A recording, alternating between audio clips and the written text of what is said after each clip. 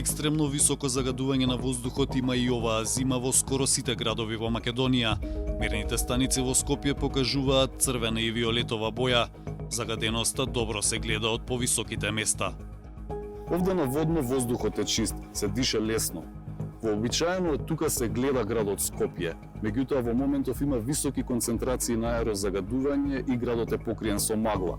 За решавање на проблемот, експертите велат дека е потребно да се спроведат истражувања со методи кои одговараат на локалните потреби. Тоа значи на релјеф, на микроклима, на број на загадувачи. Од овде вообичаено има прекрасна гледка над Скопје, но тоа во моментов изгледа вака.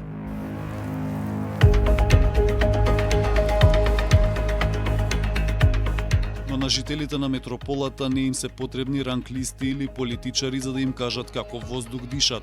Загадувањето на воздухот се намалува, барем според изјавите на политичарите. Шекор по шекор ние подобруваме состојбата. Ние имаме податоци кои кажат секоја година е подобро. Ние во цело време во континуитет во изминатите 3 години превземаме мерки кои што даваат веќе број на намалени денови, на загадени намалени денови. Денес сакам да охрабрам и затоа ќе споделам неколку статистики од мерните станици кои ни покажуваат делумен напредок и резултати од нашите напори во изминатата година. Дали може да се зборува за намалено загадување кога проблем се и податоците од државниот мониторинг систем кој често се расипува и работи со недоволен капацитет? Со тројца луѓе, што е половина од потребното, според податоците од Министерството за животна средина и просторно планирање, никој не сака да мери загаденост на воздух поради ниските плати. Официјалниот мониторинг систем ги мери концентрациите на PM10 честичките, сулфур диоксид, јаглерод моноксид, озон, азот диоксид, но не знаеме точно колкава е количината на поопасните PM2,5 честички, затоа што во најголем дел од мерните станици не го мерат ова загадување. Не се мери ниту загадувањето со елементарен јаглерод, тоа се саги кои ги испуштаат автомобилите, електраните на јаглен и другите извори кои согоруваат фосилни горива. Професор Дејан Мираковски заедно со неговите колеги прават мерења, но и хемиски анализи на филтри од мерни станици во лабораторијата на Универзитетот Гоце Делчев во Штип, која е акредитирана од 2014 година. Лабораторијата работи независно, но соработува и со Министерството за животна средина и просторно планирање, главно низ проектни активности.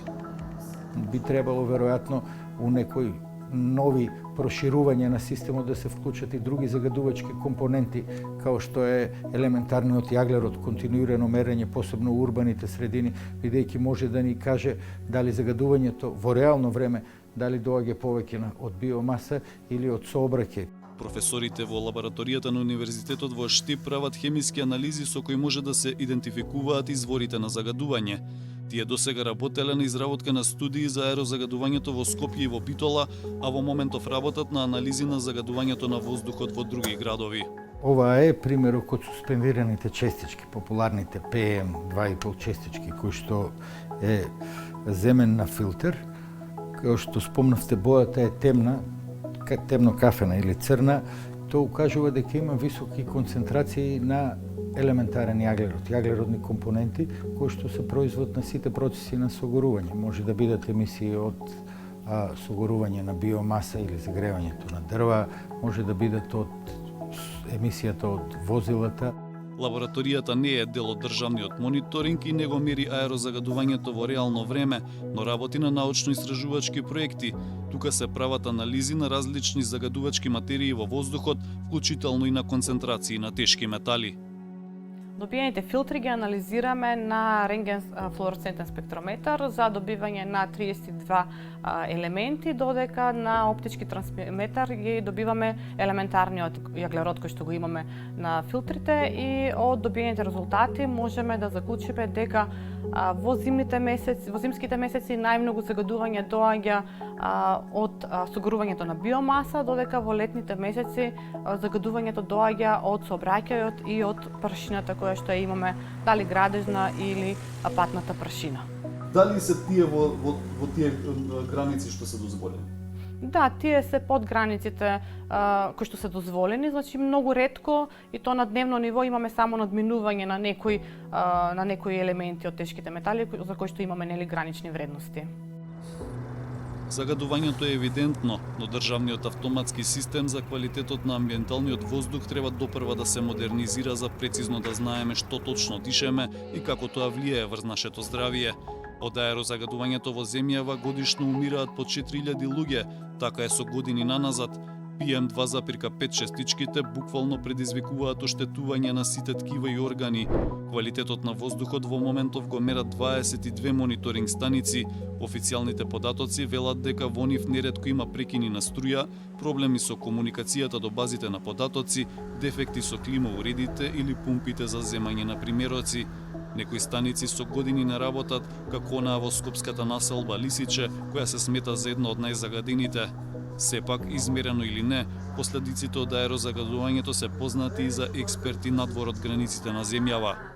During the winter time, the air quality in the Skopje Valley is one of the worst in the Europe. So that's the unfortunate situation.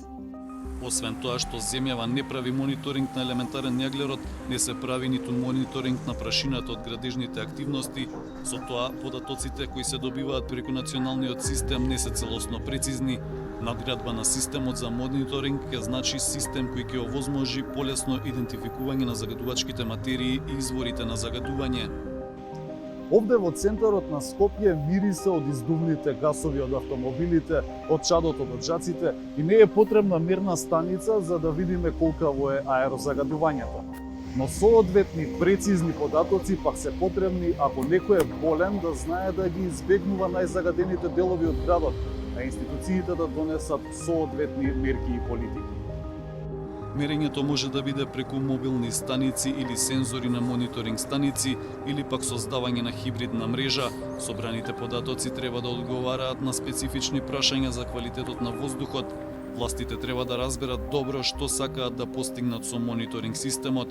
Тој може да биде користен за подигнување на свесноста и итноста за проблемот со загадувањето или пак може да се креираат нови политики за контрола на загадувањето и програми за јавното здравје. Но за да има добри резултати, мора да има и добро опремени мерни станици. Инструментите се скапи и тешки за одржување. За жал понекогаш имаме недоволна покриеност со податоци, пред се поради проблемите со одржување веројатно на тие инструменти, иако во последно време доста е подобрена или се подновени инструментите по последните година-две имаме континуирано, додека у најголем дел имаме доста големи пропусти во податоците, што отежува вкупната оценка за проценка за квалитетот на воздухот во некоја зона. За модернизација на системот за мерење на квалитет на воздухот се проценува дека се потребни милионски суми, но проблем е и стручниот кадар. Нема персонал, ниту доволно истражувачи кои сериозно се занимаваат со оваа проблематика. По недостиг на квалитетни информации за загаденоста, лесно е за политичарите да тврдат дали аерозагадувањето е намалено во зависност од тоа дали се власт или е загадено секогаш кога тие се во опозиција.